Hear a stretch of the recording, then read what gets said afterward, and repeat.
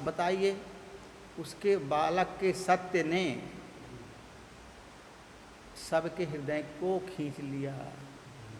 उस बालक के अंदर सत्यता थी, उसने सबको इतने डाकुओं के हृदय को परिवर्तित कर दिया। इतनी पावर होती है। तो कोई अगर सत्यवान हो, सत्य बोलने वाला हो, जैसे मान लीजिए किसी से कोई गलती हो गई और कोई बता दे कि मुझसे गलती हो गई, तो आदमी क्या करेगा? अरे कोई देखेगा तो भाई गलती हो गई, अब क्या करे, तो डांटेगा, क्यों गिरा दिया, क्यों ऐसा कर दिया, तो थोड़ा डांटेगा, फिर बोलेगा भाई चलो बता तो दिएगा कम से कम। एक बार बहुत शुरू की बात है, जब हम लोग नए नए आए थे, तब स्वामी जी बड़े आश्रम में बैठा करते थे, और रसोई घर वो था जहाँ अब गल्ला वल्ला रखा जाता, मालूम है ना, फोटो बनी है कृष्ण भगवान की, तो वहाँ पर भोजन बनता था। अब क्या था कि स्वामी जी वहाँ से देखते थे रसोई घर तक, सीधा नज़र रहता था, वहीं से उठे तो खाना खाने चले आए रसोई घर में, इतना स्वामी का सीधा, वहीं से उठे वहाँ भोजन कर लिए, फिर चले गए वहीं, और दिन भर बैठे, ज़्यादातर बैठते थे, पब्लिक के साथ में व्यवहार करते थे। तो क्या हुआ, हंसा बाबा थे, रामायण बाबा चले गए थे बाहर घूमने फिरने, हंसा बाबा थे, तो स्वामी जी कहें यार हंसा तो ऐसा कर कि तो सब काम वाम थोड़ा देख, वो चला गया, तो तुम अब देखो काम धाम यहाँ देख लो, कोई बड़ा काम नहीं था, अरे छोटा सा कोठबा था वो, जो जिसमें लाउड स्पीकर वगैरह का वो रखा रहता है, एम्पलीफायर वगैरह, और उसी के अंदर सब आता सीधा सामान थोड़ा थोड़ा सब रखा रहता था, वहाँ की कनस्टर 4-6 बाहर रखे रहते थे, उसी पर सीधा सामान आता रहता था। अब 7-8 बाबा लोग थे, ऐसे सब काम चल जाता था, इतने कौन बनाना का उनके ऐसे ज़्यादा नहीं।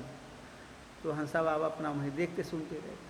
हंसा बाबा कहें यार मज़ा पड़ गया, अब जो है मुझे चार्ज मिलेगा तब मैं घी खवाई हूँ बावन, तब जो है सब चीज़ तो रहता ही था, जितने बाबा लोग रहते थे उस हिसाब से सब सामान भी रहता, मिल जाता था खाने को। क्या हुआ कि एक डिब्बा में करीब समझ लो कि 1-1.5 किलो घी रखा था। अब हंसा बाबा कमरे में घुसे कुछ कर रहे हैं, माने सामान वामान जो रख रहे थे सबकी समझने के लिए, क्या सामान कहाँ रखे, क्या करे, वो उत्ते उठवा रहा, समझ लो कोठार घर, तो उनसे घी जो है छट गया। अब छट गए तो गिर गया तो अब उत्तर कोठबा के अंदर चाहे रहा एक पौवा गिरा हो तो फैल गया, सगले हाथ फैल गया, और जब फैल गया अब स्वामी जी उसने पिटाई बहुत करते थे, माँ कोड़ा मारते हैं, सड़ाता। अब क्या हंसा बाबा कि एकदम काटे खून नहीं रहेगा, सोचे तो बहुत गड़बड़ हुआ, सरकार अगर देख लेंगे तो मानो फिर हमको तो हमारा सब कुछ कर देंगे। अब सरकार वहीं बैठ रहे, उनसे उतने आ जाना था। तो क्या हुआ कि हंसा बाबा जल्दी घी को अब ऐसे कर के उसको एक डिब्बा में ऐसे कर के रखने लगे कि देख ना पावे, तब तक हम अपना सब काम कर लें। वो फैला ही था। तो स्वामी जी तो वहाँ से उठे तो आए और देखे चश्मा ऐसे उघारी, कहा है यार, कहा क्या हो गया? हंसा बाबा नहीं बोले क्या हो गया? बोले गिर गया, घी गिर गया। अच्छा, अब तो डेरान रहे हैं कि स्वामी मरी हैं बहुत, डर के मारे, मतलब बहुत दबी आवाज़ में बोल रहे। स्वामी बोले कि देखिन कि बहुत गिर फैला दे, नुकसान तो कर भाई, लेकिन स्वामी कुछ बोले नहीं, कुछ भी नहीं बोले। कहीं ठीक है समेट लो इसको, समेट लो, सब साफ करो, समेट लो, साफ करो, तक करके चले गए रसोई घर से। फिर खाना वाना खाए, बैठे खाना पीना खाए। स्वामी जी का तेज इतना ज़्यादा था उस समय, समझ एकदम तेजी में रहा, पूरी बैटरी फुल चार्ज रहती थी फुल चार्ज, चाहे पब्लिक हो चाहे बाबा लोग, थोड़ी सी भी गलती हुई तो मानो माँ कूट जा डाले, बन 10-25 छड़ी तो मार दें। फिर बाद में हेलुओ खवावत रहे बाद में, फिर पहले 10-25 छड़ी मार देते रहे। अरे बिना मतलबा ही की कुछ न गलती कर तो भी मार देती, थोड़ी गखुआ निकाली लेते रहे, तब हो गया। हंसा बाबा कुछ नहीं बोले, फिर हर साफ सफाई करके अब फिर अपना नॉर्मल हो गए। तब हम लोगों ने सोचा कि स्वामी जी बहुत मरी है नहीं था, तब समझे कौन नहीं मारी मुँह। तो कभी कभी महात्मा लोग भी, महापुरुष लोग भी देखिए, उन्होंने बता दिया भाई, जो बताना था बता दिया, और जो इधर उधर करते तो पकड़ ही जाते और डटबाव करते। जो कहते कि हम नहीं गिराएंगे, वो गिरा दी, तो कुछ बहाना बनाते। तब जिसका अंतःकरण शुद्ध रहता है उसको फिर भगवान भी समझ जाते हैं कि इसको नहीं बोलना चाहिए। और जो मन में चोर घुसा है, चोर घुसा है तो आदमी बाबा लोग नल तोड़ डालते हैं। अब नल टूट गया तो पूछ दे तुम तोड़, कौन तोड़ा भाई, कोई नहीं बोलेगा, सब सन्न हो जाएंगे कि भाई हम नहीं जानते, हम तो गए नहीं थे उधर, वहाँ से काट दें, बनवाने में कितना टाइम निकल गया। तो ये सब चीज़ जो है भैया, ये हम कहने को हैं कि सजाती पार्टी बिजाती पार्टी हृदय में कैसे काम करती है। पाप अपने मन के अंदर रहता है, तब आदमी छिपाता है कि हमको कोई कुछ बोले ना, तो छिपाता है आदमी। अब पाप ना हो आदमी बता दे कि भाई मुझसे गलती हुई है। गलती तो हो ही जाती, सब मनुष्य का जीवन मिला है तो गलती गलती से बना है, इसमें किससे गलती नहीं होती, सबसे गलतियाँ होती हैं। परंतु आदमी गलती को छिपाना और गलती को अपनी बता देना, ये बहुत बड़ी बात है। किसी से कोई गलती हो जाए और कोई क्षमा याचना मांग ले कि मुझसे गलती हो गई, बहुत बड़ी बात है। ये कोई आदमी का सहसा हिम्मत नहीं करता कि कर बता दे, ये बहुत बड़ी बात है। तो यही बात यह है कि भगवान जो पैदा हुए, तो भगवान जो पैदा हुए वो प्रकट हुए थे, पैदा नहीं हुए थे, जन्म नहीं हुआ था भगवान का, वो प्रकट हुए थे और हमारे आपके हृदय में भगवान प्रकट हुए। अब पूरा ब्रह्मांड घुसा है, ऐसा ऐसा परमात्मा की संरचना है। दूसरे शब्दों में सब परमात्मा रूप ही है। दूसरे शब्दों में सब परमात्मा रूप ही है।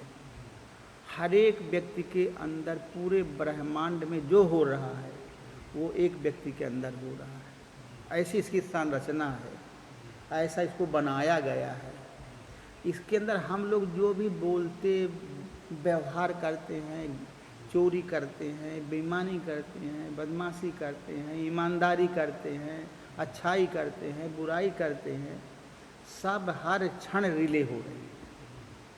हम ये कहें कि हम जो कुछ करते हैं इसको कोई नहीं जानेगा, हम ही भर जानेंगे, तो हम भर नहीं जानते। ये पूरे हमारे बोलने के साथ साथ पूरे ब्रह्मांड में सब जगह ये बात रिले हो जाती है।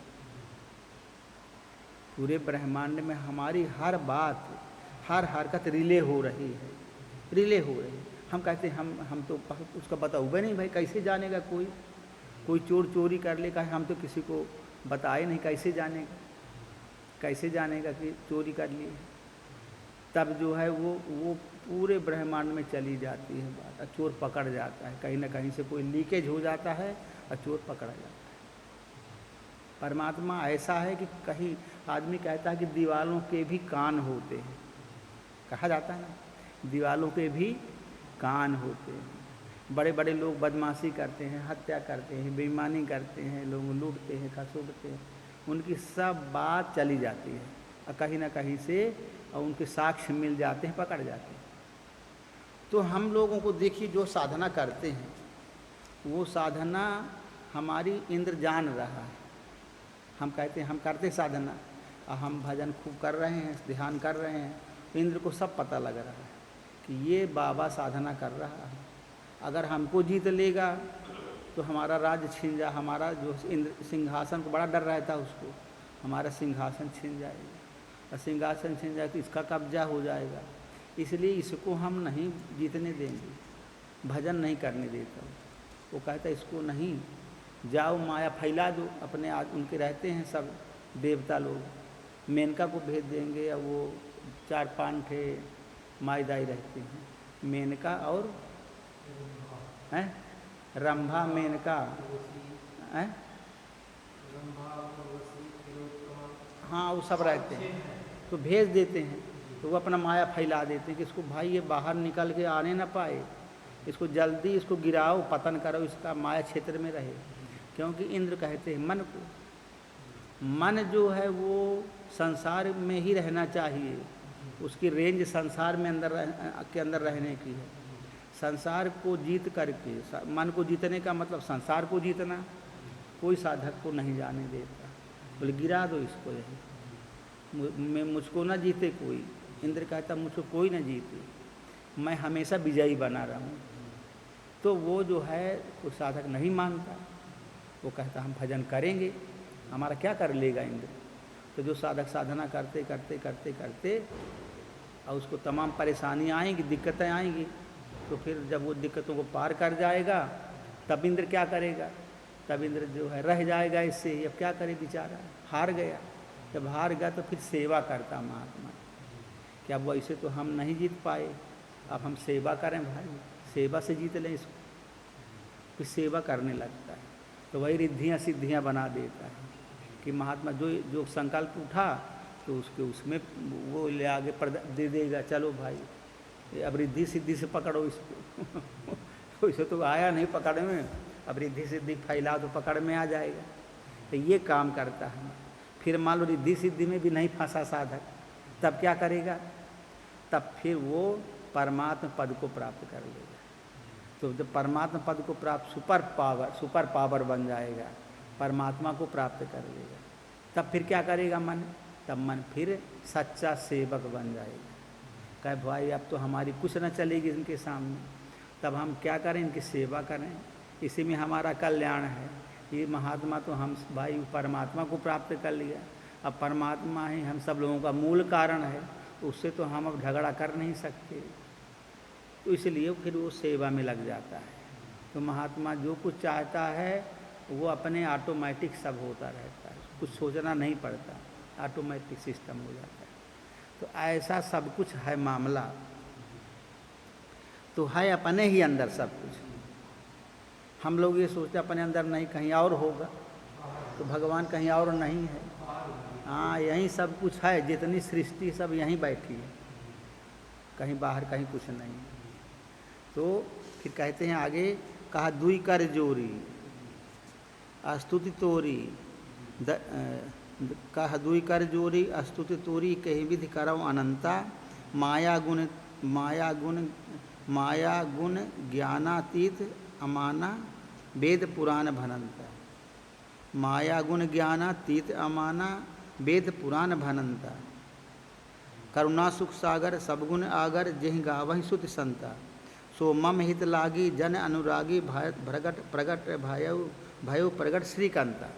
दोनों हाथ जोड़कर माता कहने लगी, हे अनंत, मैं किस प्रकार तुम्हारी स्तुति करूं। वेद और पुराण तुमको माया गुण और ज्ञान से परे और परिणाम रहित बतलाते हैं। श्रुतियाँ और संत जन दया और सुख का समुद्र, सब गुणों का धाम कहकर जिनका गान करते हैं, वही भक्तों पर प्रेम करने वाले लक्ष्मीपति भगवान मेरे कल्याण के लिए प्रकट हुए। अब इस बात को कौन जाना कि भगवान है ये जानती खाली कौशल्या।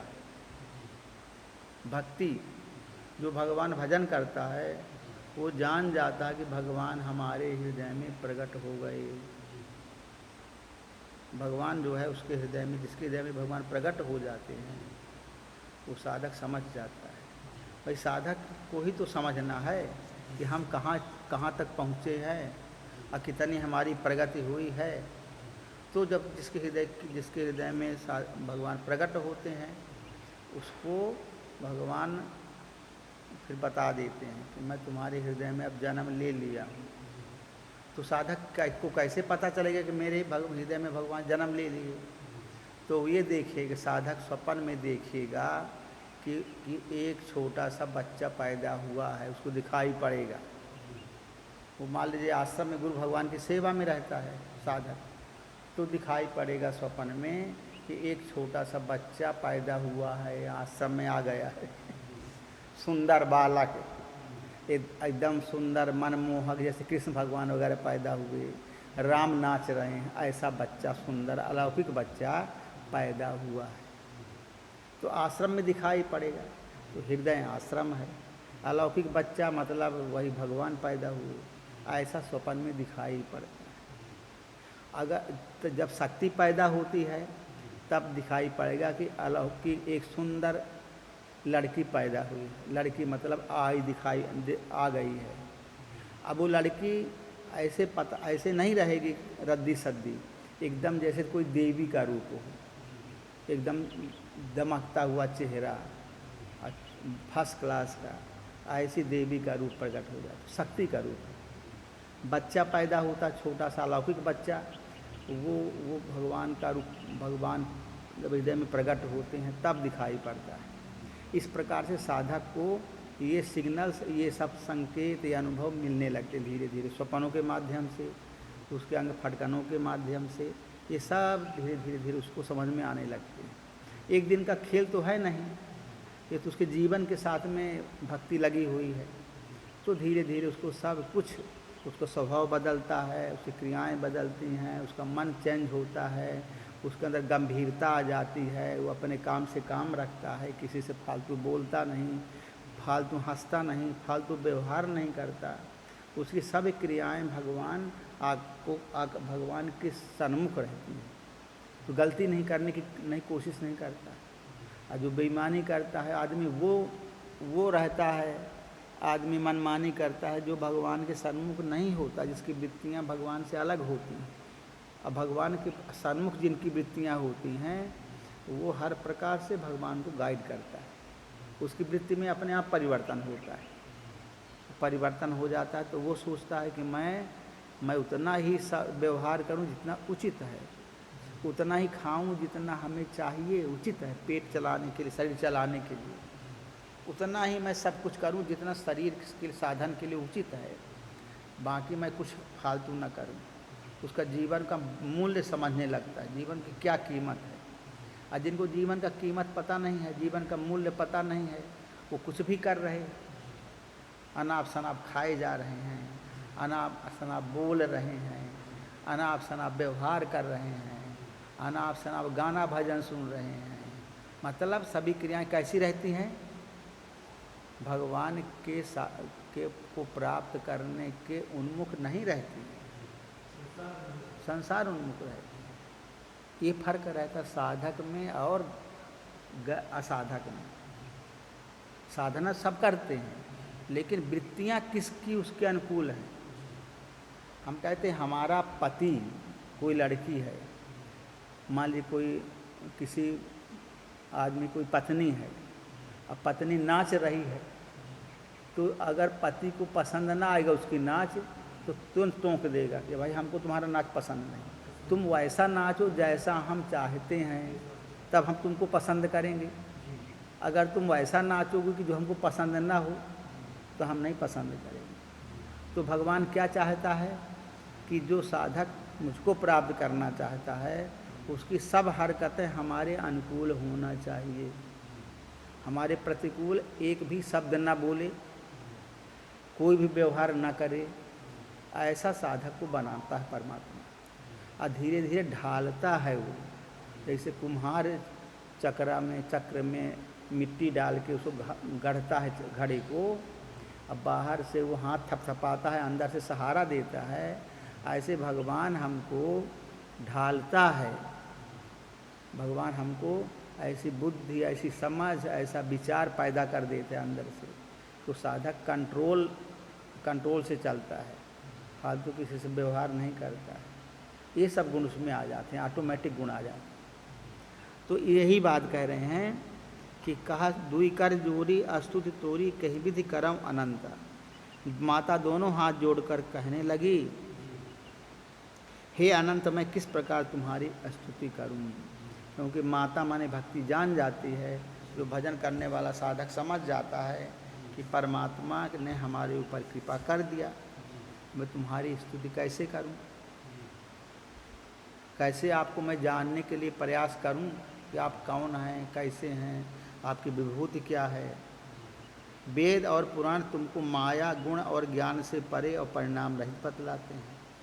तो वेद पुराण तो साधक सब कुछ वेदों के माध्यम से, पुराणों के माध्यम से समझ लेता है, परमात्मा के ऐश्वर्य को, परमात्मा की लीला को। इसलिए कहता कि आपको तो सबसे परे हैं आप। श्रुतियाँ और संत जन दया और सुख का समुद्र, सब गुणों का धाम कहकर जिनका गान करते हैं, वही भक्तों पर प्रेम करने वाले लक्ष्मीपति भगवान मेरे कल्याण के लिए प्रकट हुए हैं। तो समझ जाता है कि वह वही परमात्मा है जो हमारे कल्याण करने के लिए पैदा हुए हैं। अब ये जो बात है ये बड़ी गुप्त बात है, इसके अंदर जो कही गई है। गुप्त बात क्यों है? क्योंकि जैसे आप सपन देखते हैं, आपके बगल में दूसरा आदमी पड़ा हो तो वो आपके सपन को जानेगा? नहीं जानेगा।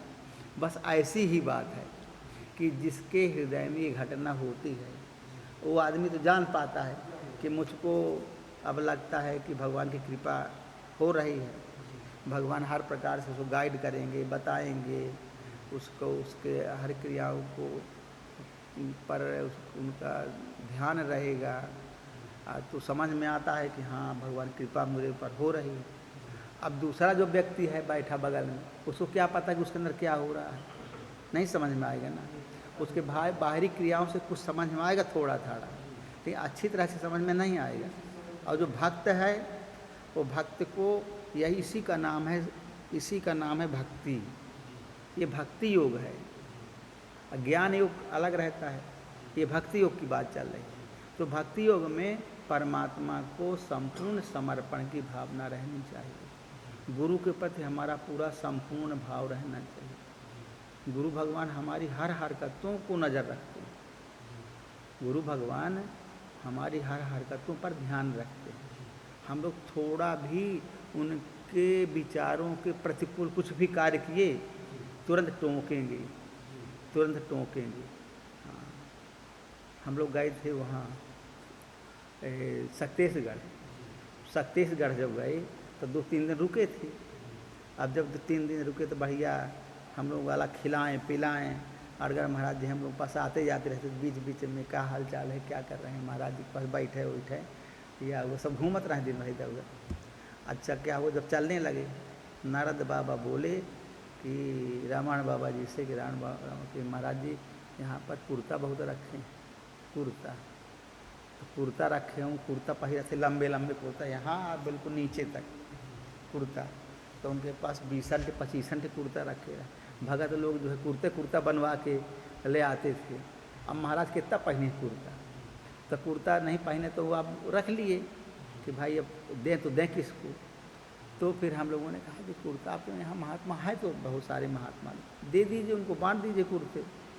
कहें नहीं, हमें महाराज जी बोले हैं कि कुर्ता किसी को ऐसे मत देना, नहीं साले ये मेरा कुर्ता पहन करके अहारे इधर उधर चले कि जब पूरा नीचे तक कुर्ता पहन के तो सारे बड़े अहंकारी हो जाएंगे बाबा लोग।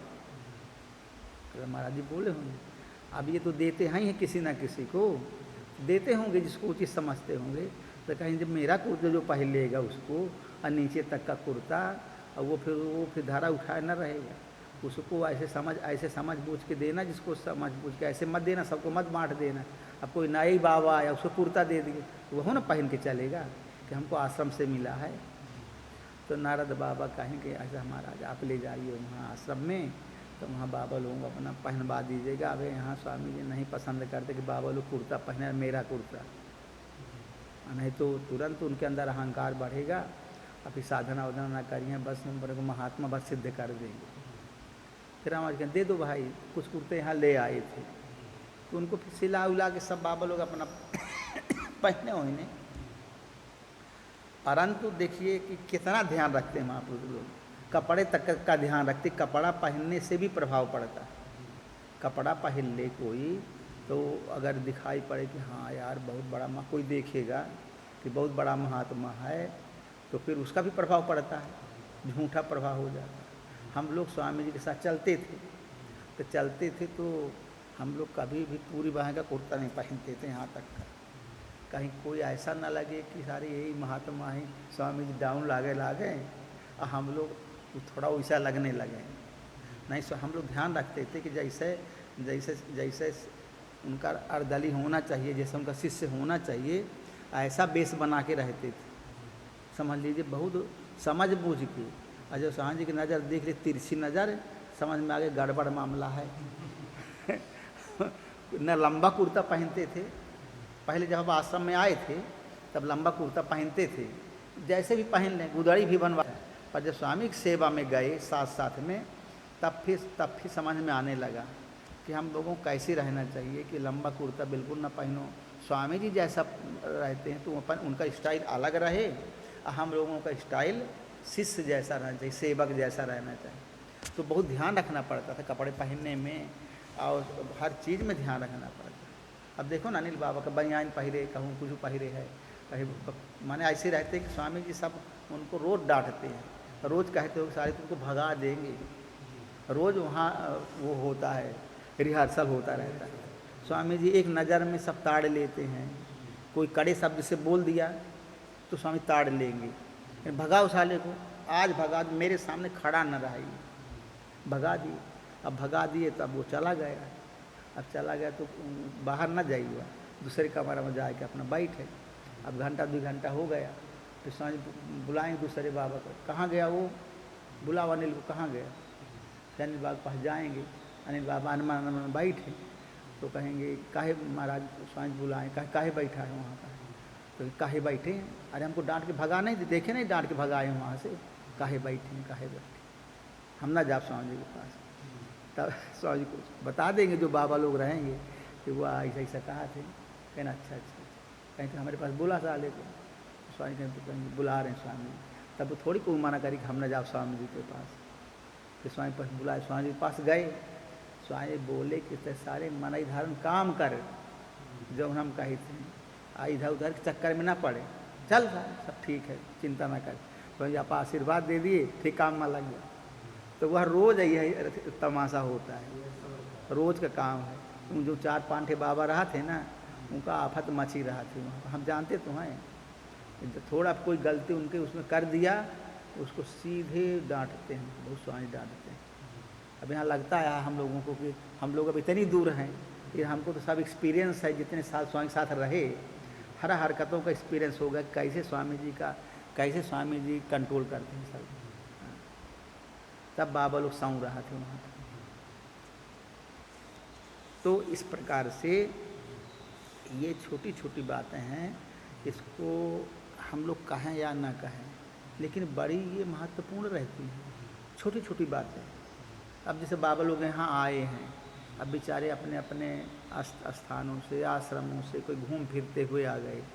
अब बाबा लोग आ गए तो बाबा लोगों को कुछ मैनर नहीं पता, यहाँ कैसे उठना है, कैसे बैठना है, कैसे प्रणाम करना है, कैसे आरती कीर्तन में जाना है, सब कुछ मैनर नहीं पता, कोई तरीका नहीं पता।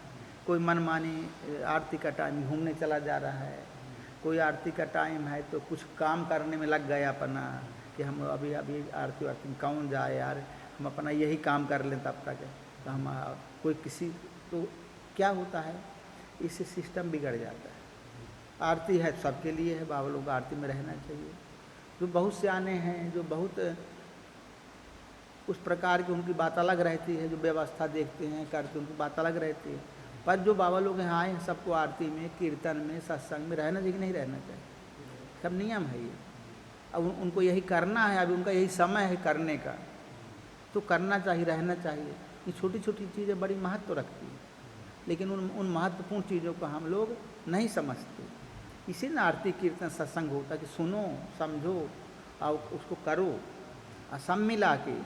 अगर हमारा मन ये सब करते हुए बहिर्मुख हो रहा है, मन नहीं लगता हमारा, तो समझ लीजिए साधना नहीं कर पाएगा साधक।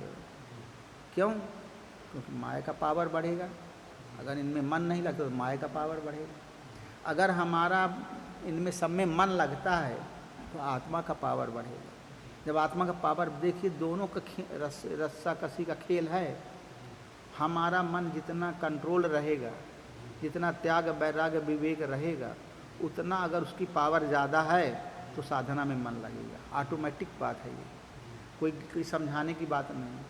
अगर हमारे मन के अंदर काम क्रोध लोभ मोह के संकल्प चलते हैं तो हमारी पावर माया की ज़्यादा है, तो फिर मन नहीं लगेगा। अब बैठे रहिए, 1 घंटा बैठे रहिए साधना करते हुए, लेकिन जैसे बैठे रहेंगे वैसे उठ भी जाएंगे कि यार आज हम बैठे, हमारा एक भी मन नहीं लगा। मन के अंदर बड़ी व्याकुलता होती है कि भगवान क्या हमसे गलती हो गई कि मेरा मन नहीं लगता है। क्यों नहीं लगता मन? इसलिए क्योंकि माया का फोर्स ज़्यादा है। माया जो है ऐसा अंदर उपद्रव मचाती रहती है। कभी काम के संकल्प आ गए, कभी क्रोध के संकल्प आ गए, कभी लोभ के संकल्प आ गए, कभी मद के संकल्प, कभी मत्सर के संकल्प। मैं संकल्प तो अनंत रूप प्रकार के हैं, वो जहाँ आ गए तहाँ होगा मन उसी में दौड़ता रह गया, और फिर मन भगवान में नहीं लगेगा, ध्यान में नहीं लगेगा, मन रुकेगा ही नहीं, चरणों में नहीं रुकेगा। हम जैसे बैठेंगे ऐसे ही उठ जाएंगे, ऐसा हो जाता है। यदि हमें अंदर विवेक है, वैराग्य है, सम है, दम है, उपरति है, तितिक्षा, श्रद्धा है, समाधान है, तो उनका फोर्स बढ़ेगा। जब फोर्स बढ़ेगा तो फिर क्या होगा, तो जब बैठेंगे तो साधना में मन लगेगा, मन को रोकने में लगेगा। इसलिए नियम ये है कि साधक को हर समय कोई ना कोई कष्ट स्वीकार करते रहना चाहिए। अगर कोई कष्ट नहीं है तो भी कष्ट उसको बना लेना चाहिए। एक तो कष्ट साधक को एक ना एक कष्ट, जैसे किसी को दुख देना हो, कोई आदमी बहुत खुशी हो तो तुम टांटे कष्ट दो उसके ऊपर, तब वह कि तुम तो यार बहुत बेईमान हो गए हो आजकल, इतना बोल दे तो वह नाराज़ हो जाएगी ना, तो दुख मानेगा ना उसको। ऐसे शरीर सब सुख चाहता है, 100% सुख चाहता है। एक से दुख डाल दो उसको, एक से दुख डाल दो तो क्या दुख क्या करेगा, वो अंतर तहलका मचा देगा दुख, क्या हमको दुख मिल रहा है। तो दुख मिलता शरीर को है, लेकिन उसकी रिपोर्टिंग कहाँ जाती है, मन पर जाती है। मन ये मानता है कि मुझको दुख है, तो साधक को दुख मिला रहना चाहिए। तो दुख मिलने से क्या होता है, उसको परमात्मा याद आता रहता है। जान के दुख ठिलाई रहे चाहिए, जान करके दुख होना चाहिए, तो उसको क्या, उससे क्या फ़ायदा होता है, परमात्मा याद आता रहता है। ये हम बता रहे हैं आपको, प्रैक्टिकल बातें बता रहे हैं, थ्योरी चाहे समझ में आए चाहे ना आए, लेकिन दुख होना जरूरी है। इसलिए महात्मा लोग क्या करते हैं, एक रहे बाबा, उसके 4 ठो चेला रहे तो वह क्या करे, बाबा बहुत कड़ा रहे महात्मा, उन चेलों को क्या बढ़िया सुबह उठा दे 4 बजे, और उठा करके और बोले कि तुम लोग जो है सब निवृत्त हो करके शौच क्रिया से सबसे निवृत्त, कीर्तन करो, कीर्तन सुबह करवावे, पहले ध्यान करवावे सुबह, फिर कीर्तन करवावे, फिर जो है 9-10 बजे जब हो जाए तो चलो आटा लगाओ, 4 जने रहें तो आटा मारो, चूल्हा जलाओ, 10-11 बजे रोटी बनवाए के सब खा पी लें, फिर कहे आराम कर लो थोड़ी देर, घंटा 2 घंटा आराम कर लें। और सांझ के कहे कि देखो 4 ठे पेड़ रहें वहीं थे, तो 4 ठे पेड़ आमा के रहें कि चढ़ो आम के पेड़ पर, तो रात के अपना बैठ रहे नीचे, आँच धुनी लगाए, ऊपर बाबा लोग चढ़े हैं, कहीं साले उतरोगे तो तुम्हारी उनको हम ठीक कर देंगे। अब बाबा लोग वो खेव में अटके हैं, अब अगर कहीं भजन करूँ, अब भजन करने में भीड़े हैं, अब अगर वो मान लो सो जाएंगे, गिर ना जाएंगे नीचे, तो मारे डर के वो सोवत नहीं रहे, पर बैठे टगे हैं ऊपर, अब नीचे बाबा बैठे ताकि सारे सोवे न पाऊँ, और कहीं चोरी डुका को सो लेते रहा हो, पर वो बाबा रोज ताकत रहा। तो वो जो महात्मा निकलते थे वहाँ से, तो बड़े सिद्ध महात्मा निकलते थे, उसका नाम था कि देखो जितने उनको टाइमे नहीं था कुछ करने का, अब ऐसा उनको फांसी लगाए थे पेड़ में चढ़ा दे, नींद आएगी, वह ससुर लगे कहीं गिर जाएगी, मर जाएंगे, तो अपना भजन कर दे, बैठ रहा वो हाँ, चाहे मन लागा चाहे न लागे, बहुत कष्ट मिला है तो चलो भजन करो। अब बाबा बहुत कड़ा परीक्षा लेता था बाबा, वो जो उनका गुरु बाबा, ऐसे महात्मा होते थे। तो भैया ये सब जो है कष्ट जो मिलता है शरीर को, इसका बड़ा भारी महत्व होता है। ये शरीर को जो कष्ट मिलता है, इसी को तपस्या कहते हैं, इसको साधना कहते हैं, इसी को सब। अब वो जो बैरागी लोग हैं ना, तो बैरागी लोग क्या करेंगे, गर्मी का टाइम है ना, तो हम देखे बम्बई में देखे तो हम लोग ऊपर अपने उससे देख रहे थे, जहाँ रहते थे तो 2-3 खंड के ऊपर रहते थे, तो देखें तो गाड़ी गई जीप में 4-5 ठो वह गुरसी में आग लगा कोयला वोयला रखे, और वह महात्मा लोग गए उधर समुद्र किनारे दोपहर के 12 बजे, जब खूब धूप जो है रहती है, और खूब बालू गर्म रहती है। अब वो 4-5 गुरसी रहती हैं, छोटी छोटी कुंडी कहते हैं, तो 5 कुंडियों में अग्नि रख लिए चारों तरफ। अब अग्नि में कोयला रहा तो धधकत रहा तो कोयला, तब वो जो है कोयला रख लिए, अब बीच में टसने बिछाए के तो बाबा बैठे गए। अब धूप ऊपर से धूप, अब बालू गरम एकदम से आगी जैसी। अब 5 कुंडी वो रखे चारों तरफ, उन्हों की गर्मी। अब 5 कुंडी 1 घंटा बैठा, 1 घंटा बैठा तो उसका खूब पसीना उसको आया। अब उठ नहीं रहा है, वो जिद्द किए कि हम 1 घंटा हम पंचाग्नि तापेंगे। अब 1 घंटा तापा, जहाँ 1 घंटा हुआ घड़ी के हिसाब से, तो अपना उंडी कुंडी उठाया, आग वो फेंका, अपना गाड़ी में रखा, चला गया अपने यहाँ से। जिस आश्रम से आते होंगे तो रोज़ का तमाशा यही था कि रोज़ वो पंचाग्नि तापने के लिए कोई बैरागी आश्रम रहा होगा तो अपना आता था, वो चला जाता था। तो हम कहें देखे ले हाल लो। हमारे यहाँ बाबा लोग जो है 10-10, 15-15 किलो की रोटी सेंका थे, तब उनका अपने आप है वो 5 कुंडी यज्ञ हो जाते। सेवा जो करते हैं ये सब तपस्या ही तो है, भगवान के जो सेवा करते हैं, तो इसमें नहीं हो जाती सब तपस्या हैं। अब आप लोग रोटी सेंक रहे, कह दिए तो कहा दे भाई देखा हम तो ना सेंक अब रोटी। अब कोई स्वीकार कर ले अशुद्ध मन से, अच्छे मन से रोटी सेंकना बुरी नहीं है, लेकिन हमारा मन नहीं है तो आदमी दुख स्वीकार, आजकल के बाबा लोग दुख को स्वीकार नहीं करते, सुख को स्वीकार करते।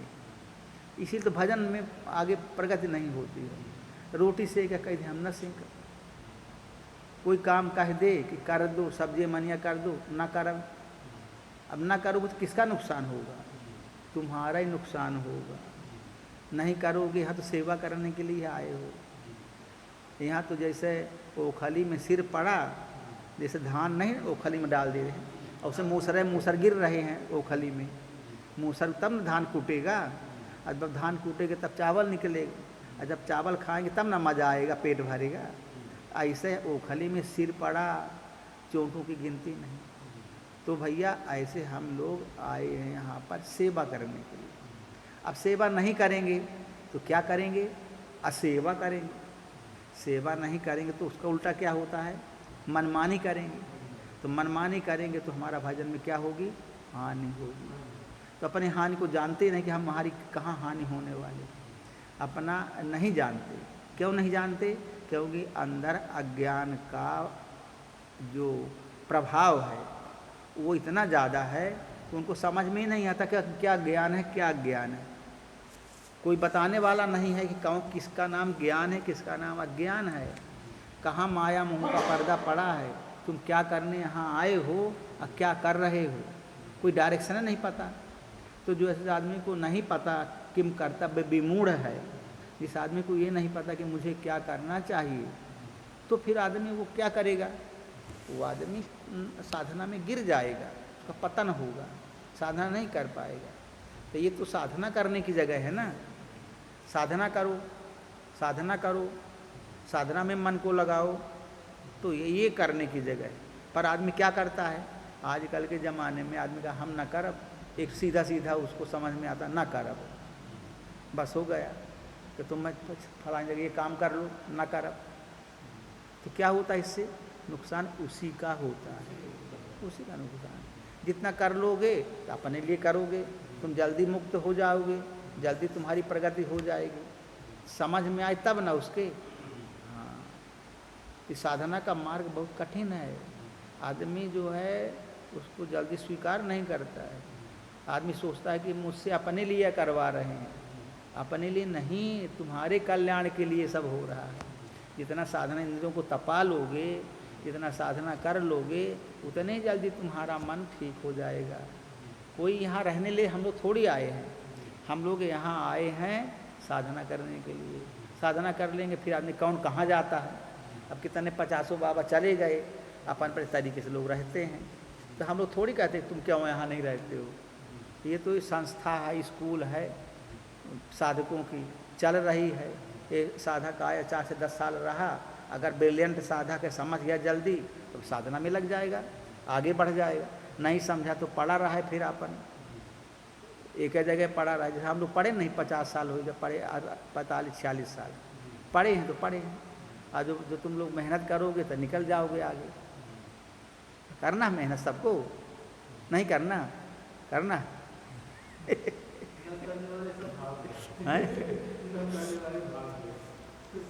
ऐसा है, इसी गहराई तो समझो पहले साधना क्या चीज़ है। तुमको जिंदगी भर कोई नहीं बांध के रखेगा, सब लोग स्वतंत्र हो, पर साधना तो कर लो पहले। दिल से साधना करो, लगन से साधना करो, जल्दी मुक्ति होती है। और दिल से नहीं करोगे तो टाइम बढ़ता जाएगा बढ़ता जाएगा। तो आज का समय समाप्त हो गया, फिर आगे कल फिर बात करेंगे। ओम श्री सद्गुरुदेव भगवान की जय।